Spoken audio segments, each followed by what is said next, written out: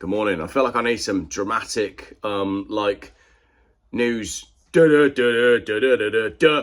to the news with Jeff. It's finally happened. I apologise, the audio is rubbish. I'm charging my phone, so I can't plug my microphone in. But it has finally happened. An electric car has exploded, causing major delays to the mainstream public. Heathrow Airport delays and travel chaos this morning after an electric car explodes in a tunnel. This is breaking news. The article was last updated at 7:55. It's only 9 minutes past 8 as I record this. I would put this out live on YouTube, but unfortunately the signal in the UK is not good enough to live broadcast.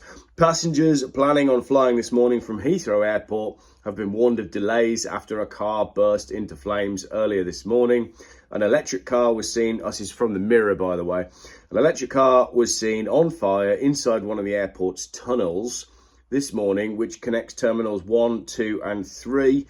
The M4 southbound between junctions 4 and 4A was closed as a result of the blaze, sparking long delays for those on the ground hoping to fly. Emergency services were called to the scene at 3 a.m. this morning. The vehicle was totally destroyed, although there's no reports of any injuries. Good, and flights are still being delayed. A spokesman for Heathrow Airport said, due to an earlier vehicle fire, road access to Terminal 2 and 3 is partially restricted. Passengers are advised to leave more time travelling to the airport and use public transport where possible. We know that public transport in the UK is excellent. Latest updates can be found on heathrow.com and our social media channels. We apologise for the disruption caused. People have reported long tailbacks on the roads in and around Heathrow, Europe's busiest airport. They're building a new runway actually because aeroplanes and electric vehicle fires don't contribute to emissions. I don't know if you knew that, but that's true. Carousel buses have tweeted saying, due to the fire at Heathrow Airport tunnel being closed, our service 102 to Heathrow Central Bus Station will be terminating at Stockley Park Road bus stop. So people have got to walk from there. Long tailbacks. Some sitting on planes have claimed to be waiting to take off. A London Fire Brigade spokesman says, we were called before 3 a.m. to an electric vehicle fire inside the East Ramp. We sent 2 fire engines to the scene, but once the fire was extinguished, the car was completely destroyed. The fire was under control by 3:45 a.m. Doesn't sound like it went into thermal runaway then and burnt itself through the floor. London ambulance were called to the scene, but no reports of any injuries. We left the scene at 4:30 a.m. Then go into pre-tax profits for the airport. Not really bothered about any of that right now. According to Heathrow, lower airline charges imposed by Civil Aviation Authority backing the expansion plan last month. Rachel Reeves backed the plans, which led Heathrow to announce detailed plans to be presented to government in the summer. Obviously, like I said, aeroplanes don't produce emissions, so don't worry about all that ULEZ stuff. It doesn't count. Heathrow Chief Executive Thomas Waldby said 2024 underscores why Heathrow is the UK's gateway to growth. Our colleagues welcomed a record number of passengers with good service. Cargo volumes increased 10%, and we invested £1 billion to improve facilities and boost resilience. Let's see if there's any comments on this. We've got 5 comments here, and then we'll head over to Twitter.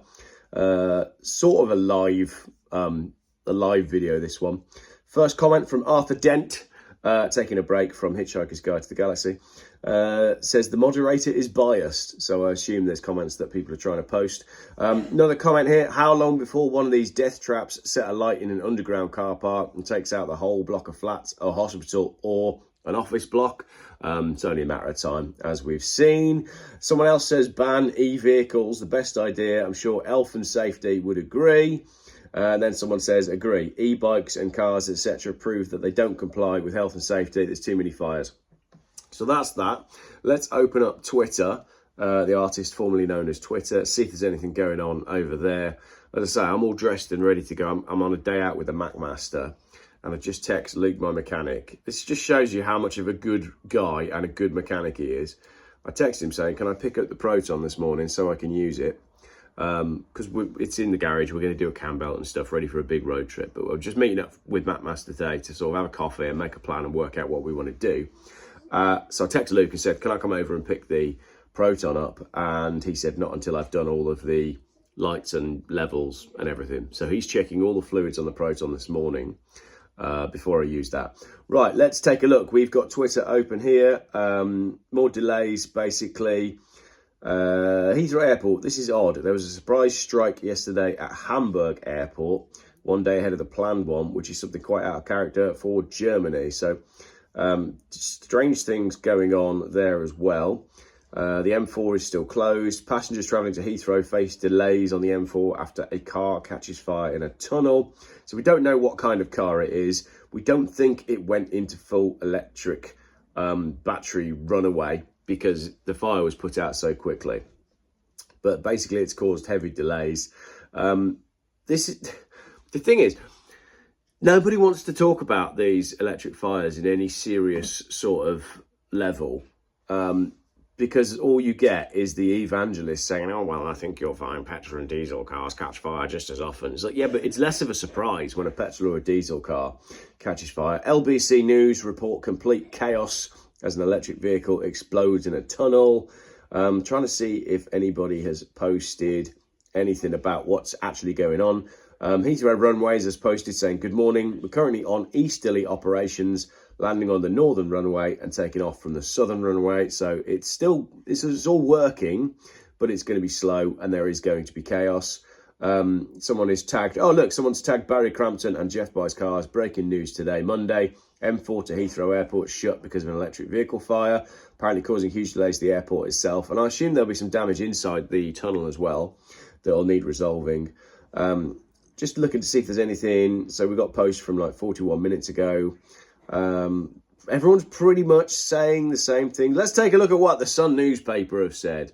The Sun newspaper, let's open that. We don't want any cookies. Rush hour blaze.